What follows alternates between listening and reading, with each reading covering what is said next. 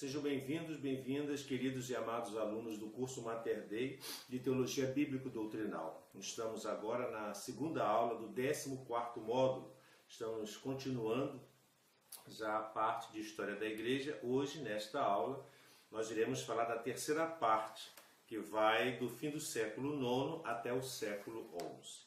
Vamos iniciar nossa aula, como sempre, pedindo as luzes do Espírito Santo, para que Deus nos ajude, nos ilumine, nos dê a força, nos dê o entendimento e a coerência na nossa vida. Em nome do Pai, do Filho e do Espírito Santo. Amém.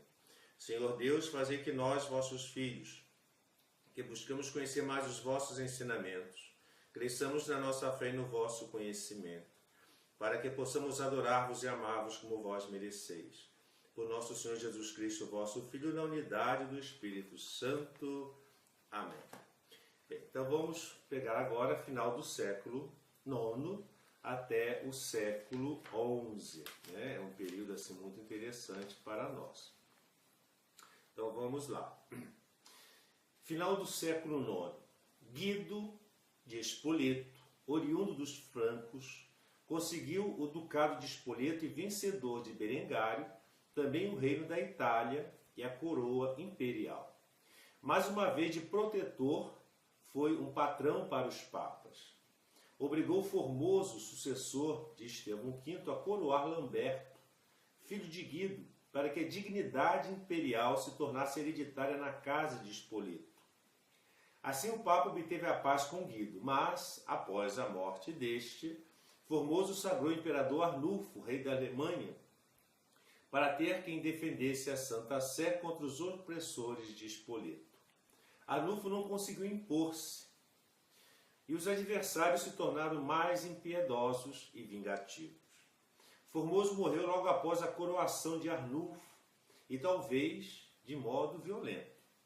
Ao brevíssimo pontificado do Papa Bonifácio VI, sucedeu o Papa Estevão VI ou VII, espoletano, que se prestou a auxiliar Lamberto nas vinganças contra Formoso. Desenterraram-lhe o cadáver, fizeram-lhe um processo e condenaram-no por ter sido Papa depois de ter sido Bispo do Porto. Para se ver a improcedência da causa, basta lembrar que Marino I, em 882, que era antes Bispo de Caere, na Etrúria, e até o próprio Estevão VI, dizem alguns, havia sido Bispo de Anuni. O certo é que o cadáver de Formoso foi lançado ao Tibre, mutilado pelos adversários. Foram anuladas as ordenações feitas por Formoso, o que causou grande perturbação na igreja. O povo indignado meteu no cárcere Estevão, que lá morreu estrangulado. Os pontífices Romano e Teodoro, pouco reinaram. João IX reconheceu a legitimidade da coroação de Lamberto e reprovou a Arnulfo por Formoso. Mas, no concílio em Roma, reabilitou Formoso como era justo.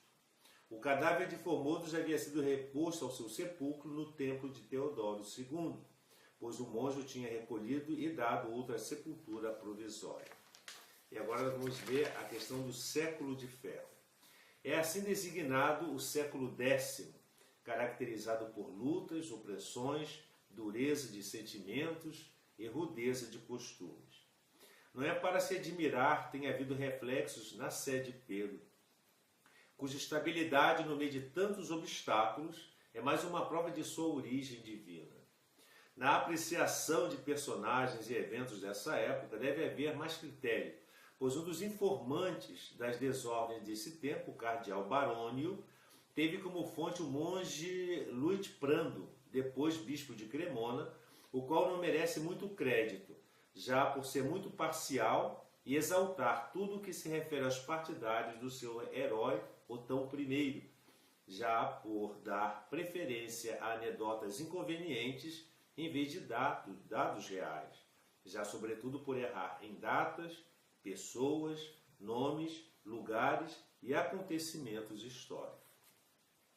Contra Luitprando está Flodoardo, com mais seriedade e mais exatidão. Convém lembrar ainda as invasões dos sarracenos e húngaros bem como o estado de civilização dos povos ocidentais, ainda não bem impregnados dos sentimentos cristãos.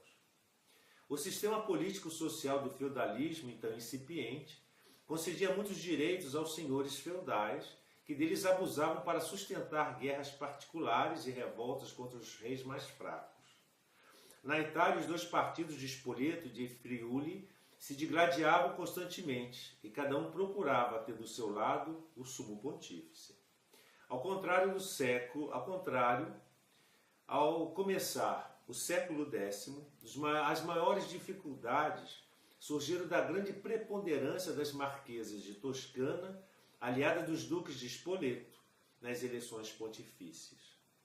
Nenhuma influência teve no governo do piedoso Bento IV, nem na eleição e curto pontificado de Leão V, que veio a falecer no cárcere, em que o encerrou seu próprio capelão Cristóforos.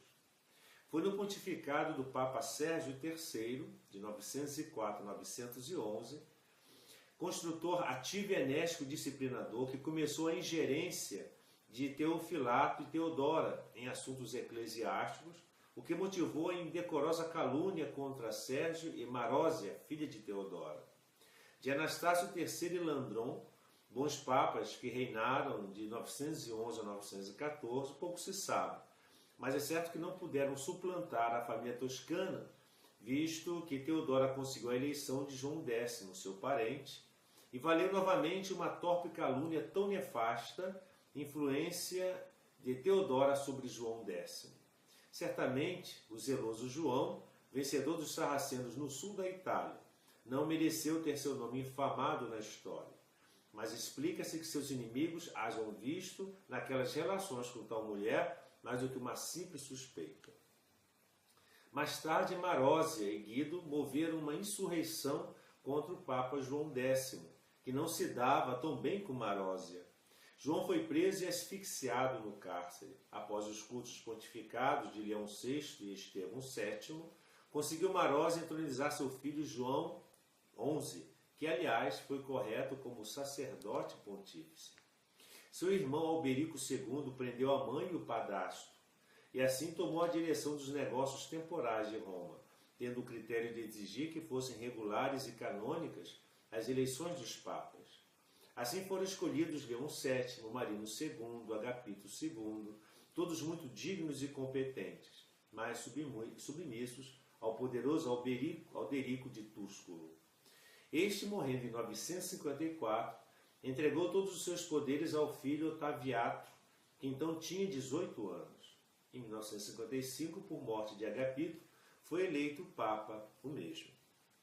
Otaviato, que tomou o nome de João XII, o 12º, achava-se distante nas mãos de um só homem aos encargos múltiplos de Roma, porém não para o bem geral. A eleição de João XII foi canônica, embora irregular pelo fato de Alberico, falecido anos antes, haver exigido sua eleição. João XII, que iniciou seu pontificado aos 19 anos, não merece as recriminações horrendas de Lutiprando, mas também não se pode inocentar-se de muitas delas. Sua fama tem defensores, mas com fracos argumentos. Foi agitado o governo de João XII. Berengário de Friuli se apoderou do norte da Itália depois da morte de Hugo da Provença e do seu filho Lotário, que antes já reinava. Para melhor assegurar seu poder, Berengário pretendeu casar seu filho Adalberto com Adelaide, viúva de Lotário. Recusando-se Adelaide, foi lançada num cárcere onde reclamou a intervenção de Otão I. Prontamente, Otão venceu Berengário, libertou e desposou Adelaide e voltou à Alemanha, e deixando a Berengário como fio apenas a Itália. Mas o infiel vassalo se pôs a incomodar o Papa João XII, que chamou em auxílio o rei Otão. Voltando à Itália, venceu novamente Berengário, merecendo do Papa a coroação como imperador.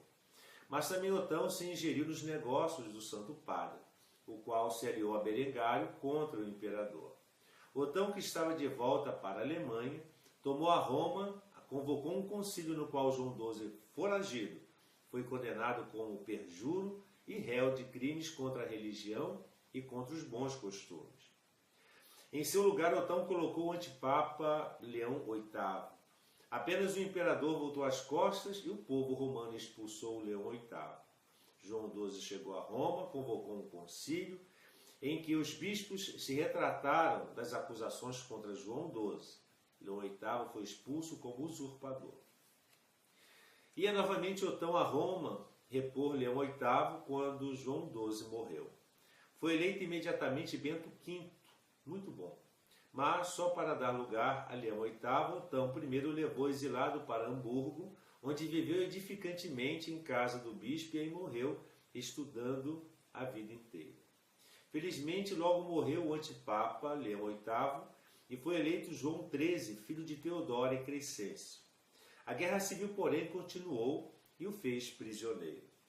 A essa notícia, o imperador passou a Itália pela terceira vez a punir os autores da desordem. João XIII coroou Otão II, que o pai associara ao governo. A saber da morte de Otão I, ocorrida no pontificado de Bento VI, a família dos Crescêncios se levantou e pôs ao trono Bonifácio VII, pior antipapa que outros na ambição e crueldade. Segundo alguns, foi por sua ordem ou maquinação que Bento morreu estrangulado. Outros o defendem dizendo que ao subir ao Bonifácio ao trono, já Bento XVI estava morto. Neste caso, Bonifácio, ou Malefácio, como era denominado, foi ou seria Papa legítimo. Otão II foi a Roma depor Bonifácio, mas este fugiu para Constantinopla com os tesouros da igreja. Aí ficou até que morreu Otão II, isto é, durante o pontificado de Bento VI, durante o pontificado de Bento VII e parte do de João XV, em cuja morte parece também estar implicado. Provavelmente Bonifácio VII foi assassinado pelos próprios partidários. Breve morreu o antipapa e foi eleito João XV, que para se livrar da tirania dos crescêncios, aos quais deviam pagar tributos, os que queriam ver o Papa, chamou em socorro Otão III, rei da Alemanha. Sucedeu-lhe Gregório V, primo de Otão, e primeiro Papa alemão.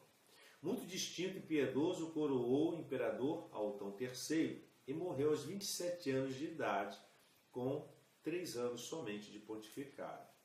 O antipapa João XVI, que os crescêncios lhe opuseram, foi preso e maltratado pelo povo, mesmo antes de deposto e condenado por Otão III.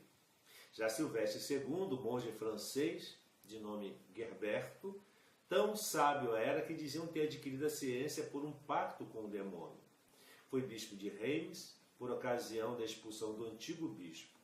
Mas como o Papa havia anulado a expulsão do primeiro, Gerberto não podia ocupar a sé de Reims, pelo que, encolerizado, escreveu contra a Santa Sé.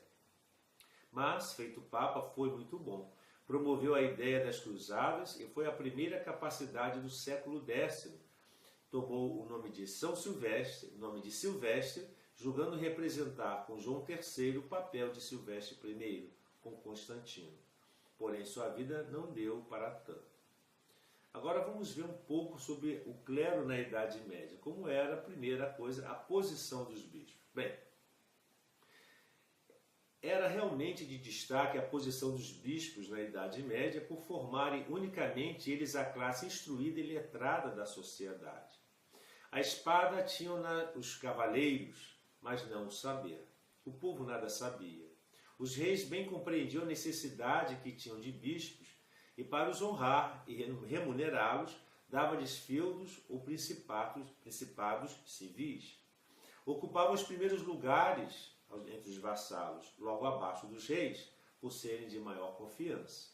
Além disso, o feudo do bispo não se tornava hereditário, enquanto os outros feudos, dados vassalos fiéis, passavam como herança aos descendentes, de cuja fidelidade se poderia duvidar. As vantagens dessa posição social dos bispos, que, tendo voz consultiva e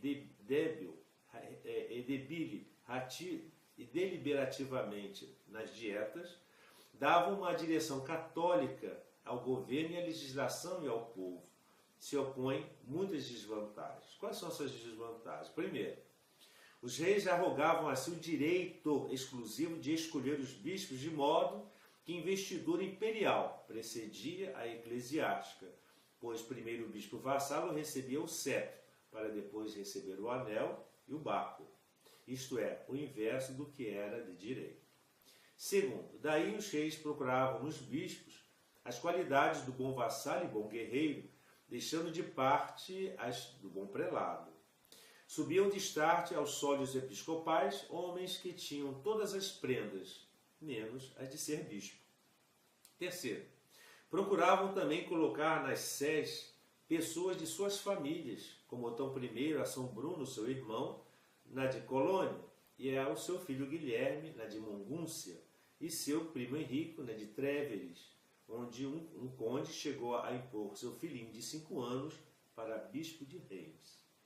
Quarto, os bispos, como vassalos, deviam acompanhar os reis nas guerras contínuas, e se não o fizessem, deviam ceder parte de seu feudo a algum subvassalo seu que o quisesse substituir na guerra. 5. Os negócios seculares ocupavam o tempo e a atenção dos bispos, com prejuízo dos espirituais e eclesiásticos. Mas também existiam os fiscais da igreja. Quem são os fiscais da igreja? O direito de padroado veio dificultar a ação dos bispos no século IX. Para quem não sabe, o padroado é uma espécie de contrato, de pacto entre a igreja e o Estado, onde o Estado tem o direito de ingerir-se nos negócios da igreja, nas atividades inclusive pastorais. Então o direito de padroado veio dificultar a ação dos bispos no século IX, ainda que existisse já antes. Esse direito consiste em propor um clérigo para um benefício fundado pelo doador. Mas esse direito degenerou por tal forma que o patrono chegou a nomear os párocos e considerava seus bens por ele doados à igreja, percebendo até as espótulas e dando aos vigários apenas mesquinha côngrua. Os missi dominici formavam uma espécie de embaixada composta ordinariamente de um bispo e um conde, a fim de fiscalizar anualmente a administração civil e eclesiástica de Roma e referirem tudo ao imperador. Agiam como que informantes. Era uma instituição do século IX, criada por Lotário I no tempo de Luís o Pio. O patrimônio da igreja era isento de impostos regulares, mas não de extraordinários. Para defender os direitos da igreja, havia os advocato togati e os advocati armati contra os ladrões. Mas muitas vezes os que deviam defender a igreja eram os maiores opressores. Havia também o que nós chamamos de justiça sinodal. O que é justiça sinodal? Bem, no século IX se introduziram os sínodos paroquiais, ou sínodos dentro da paróquia, compostos de 7 homens de confiança para sindicar a vida privada dos paroquianos e relatá-la ao bispo ou ao arcediabo. Os sínodos anuais prescritos quase nunca se reuniam. São Bonifácio os levantou, mas não ficaram de pé. Os capelães dos castelos apresentam um dos traços característicos do século. Formavam uma casta especial de eclesiásticos. Eram clérigos sem instrução alguma, empregados para todos os ofícios. Os senhores feudais, querendo imitar os reis, pediam aos bispos que lhes ordenassem presbítero qualquer moço que tinham criado de pequeno ou obtido um outro senhor. Pouco lhes importava quais fossem os costumes, o saber e as qualidades pessoais, contanto que tivessem um no seu castelo. Mas, em vez de prestarem obediência aos capelães, faziam-nos criados da cavalariça, copeiros, condutores de cães, etc. Poderiam ser bons clérigos? Já se sente que os bispos tinham um dever de remediar tais desordens. Para tal fim, os conselhos renovaram a proibição de se ordenarem clérigos sem benefício determinado. Quem quisesse ter o ofício de capelão de castelo devia ter, por escrito, a licença do bispo, que só dificilmente a poderia conceder. Isto, porém, só entrou em vigor apenas no século XI. E existiam também os cabidos. O que eram os cabidos? Bem, vamos ver o exemplo de Santo Agostinho. Agostinho e de outros bispos, Clodegando, bispo de Médici no século VIII, reuniu seus clérigos ao redor de si, junto à catedral, para viverem conforme a disciplina eclesiástica e dedicarem-se aos estudos. A vida comum já existia antes do século VII. Tinha um comum dormitório, refeitório, o ofício era quase vida de monge, porém sem votos e com posse de seus bens. Chamavam-se capitulares, sala de capítulo ou cabido, ou canônicos ou cônegos, do cânon regra, quer fossem catedráticos, quer fossem colegiais. Os primeiros, os catedráticos, tinham parte na administração das dioceses, ajudando os bispos e gozavam de vários privilégios. No fim do século IX, decaíram os cabidos porque os cônegos nem eram monges nem eram seculares. A falta de pobreza os dividiu, de maneira que resolveram repartir os bens em várias prebendas e voltar às suas casas com o nome de canônicos seculares, enquanto os que continuavam a vida comum se denominaram cônegos religiosos verdadeiros, como, por exemplo, aos monges premonstratenses. No século IX, os concílios tentaram restaurar a vida em comum, porém sem efeito.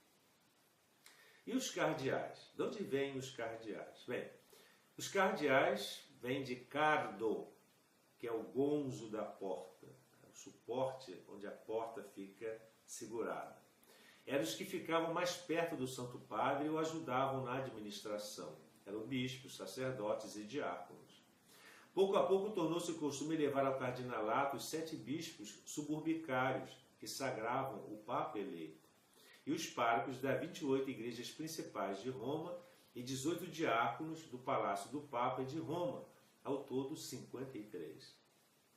E o cisma grego, que aconteceu no século XI? Bem, quais são os antecedentes do cisma, da divisão, da separação grega? Antecedentes. O cisma oriental, o fato histórico mais importante deste período, separou a Igreja romana, não só os países reunidos sob a coroa da Grécia, mas toda a Rússia e a Ásia Menor. Quais foram as causas e a ocasião? Bem, primeiro, as causas remotas, a diversidade da língua, dos costumes, do culto, dos ritos, da disciplina, já desde o começo. E as causas próximas? Primeiro, o orgulho dos patriarcas de Bizâncio, que pretendiam ser iguais aos pontífices romanos. Depois de Constantinopla se ter elevado a sede imperial, os bispos da Nova Roma pretendiam a mesma jurisdição que as da antiga Roma, ou ao menos possuir o título de patriarcas ecumênicos por todo o orbe. Essas tendências manifestaram-se em muitas ocasiões também nos concílios gerais. As propostas, porém, foram sempre repelidas pela Sé de Roma, que não podia admitir tal equiparação.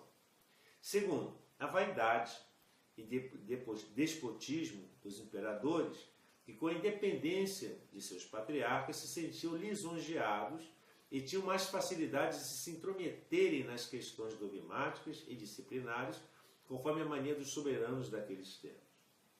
Terceiro, também os bispos apoiavam as ambições dos patriarcas e dos imperadores. Quarto, a fundação dos estados pontifícios e do Império Ocidental, que fez ainda aumentar as rivalidades, pois os gregos pretendiam ter direito à posse da Itália e ao título de imperador único, que competia só ao monarca bizantino. Assim estava preparado o terreno para a separação, que foi um pouco retardada pela questão iconoclasta.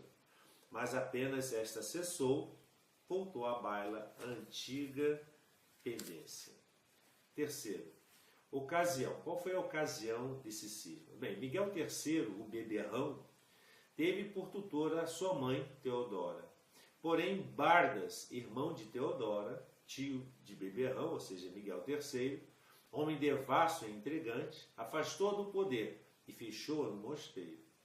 A isto se opôs o santo patriarca Inácio.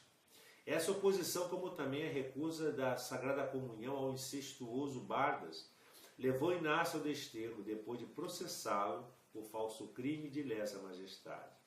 Este auxílio deu ensejo à ascensão de Fócio à sé patriarcal e, consequentemente, ao cisma. Vamos ver agora as várias fases da questão. A primeira fase, que vai de 857 a 867, foram 10 anos. Fócio, na verdade, era um leigo, doutíssimo em teologia e muito hábil em negócios públicos. Dotado de fina astúcia e ambição desmedida, insinuou-se no ânimo de Bardas e este fez com que seu amigo Gregório Asbestas, bispo de Siracusa, lhe conferisse numa semana todas as ordens. Fócio enviou ao Papa muitos presentes por intermédio de emissários que iam pedir reconhecimento. Mas Nicolau I, desconfiado, mandou abrir um inquérito jurídico por 2 legados a Láptere. Fócio ganhou-as para seu lado, por meio de dádivas e ameaças, e os prelados declararam legítima a deposição de Inácio. Este se defendeu no sínodo e interpôs recurso a Roma. Fócio também escreveu uma carta ao Papa justificando sua elevação ao patriarcado. Outra vez, Nicolau I, sem atender nem a Fócio nem ao imperador, nem aos legados vendidos, reuniu em Roma um concílio e, excomungando Fócio, os legados e Gregório Asbestas, exigiu a reintegração de Inácio e seus direitos. A resposta de Bardas foi uma carta ultrajante.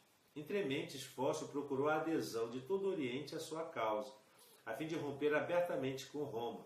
Não lhe foi muito difícil.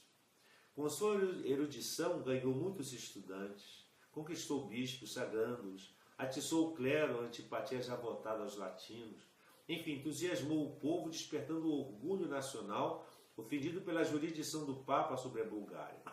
Mais ou menos seguro do bom sucesso, Fócio enfrentou a Santa Sé com uma publicação sinodal que continha as seguintes acusações. Diz ele, abre aspas, os latinos jejuam no sábado e o jejum da primeira quaresma é mitigado entre eles pelo uso do leite, queijo, etc.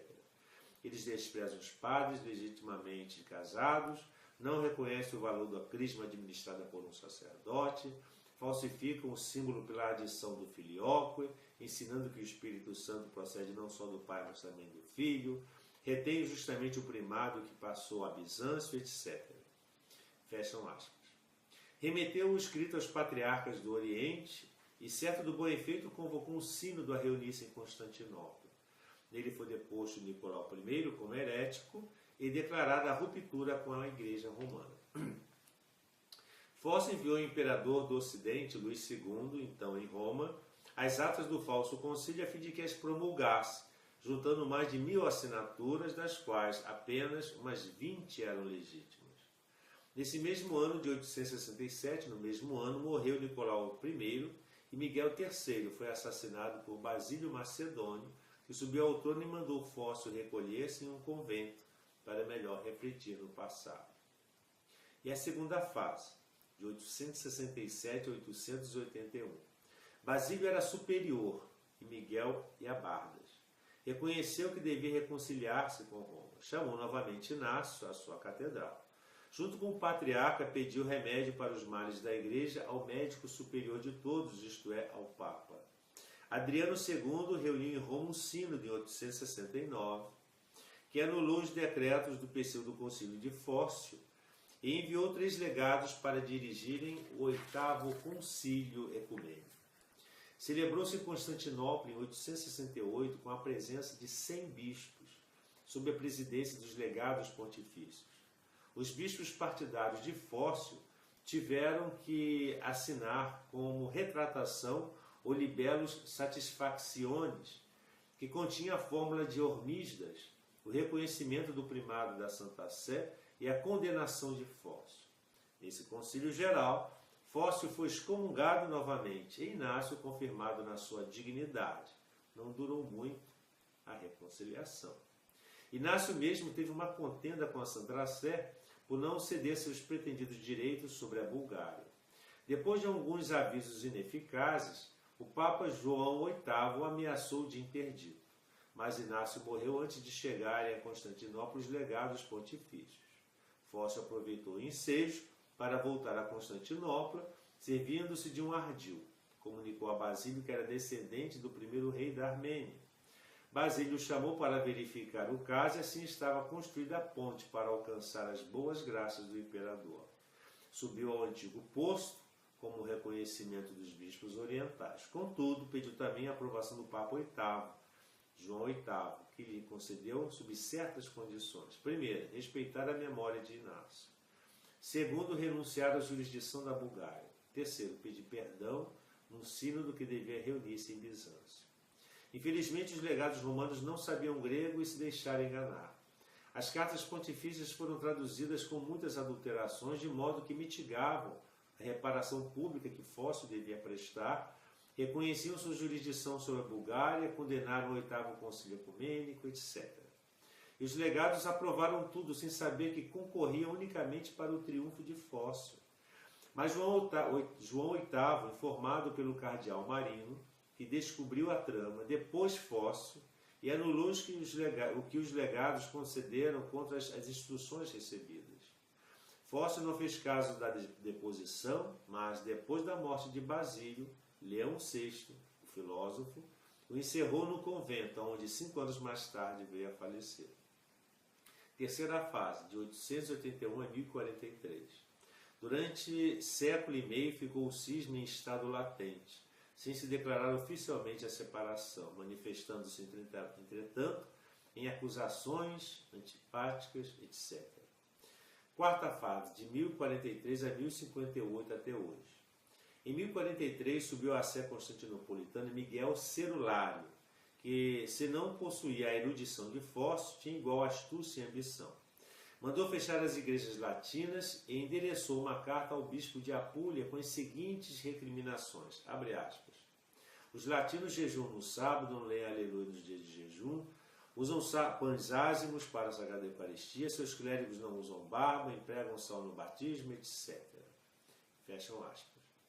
São Leão IX publicou a carta e, juntamente com outros bispos, refutou-a. Como o imperador não quisesse a ruptura com Roma, escreveu ao Papa e este lhe enviou 3 legados que não foram bem recebidos nem pelo povo, nem por Miguel Cerulário. Cresceu o ódio dos gregos ao ouvir a resposta às acusações de Cerulário. Os legados resolveram retirar-se, visto que os ódios subiram a ponto de os delegados não terem garantia de vida. E ausentaram-se, deixando a bula de excomunhão sobre o altar da Hagia Sofia, ou seja, da Santa Sofia. A rogos do imperador voltaram ainda, mas como nada conseguissem de Cerulário, partiram de vez. Logo após, o patriarca Miguel convocou um sínodo, renovando todas as antigas recriminações contra Roma e acrescentando várias contra os últimos legados pontifícios. Não encontrou a adesão total dos outros patriarcas orientais. Porém, de fato, eles se entenderam sempre com a sé de Constantinopla, e esta nunca mais com a de Roma. Na Idade Média, ainda mais tarde, fizeram-se tentativas de reconciliação, porém sem resultado. Nem concílios, nem legados, nada conseguiu até hoje reuni-los. Talvez o desmoronamento do Santo Sínodo na Rússia facilite a volta ao centro da unidade católica. Então aqui terminamos, né, a história desde o século IX até o século XI. Na próxima aula nós iremos dar continuidade a essa parte da história. Que o Senhor nos abençoe, guarde-nos de todo o mal e nos conduza à vida eterna. Amém.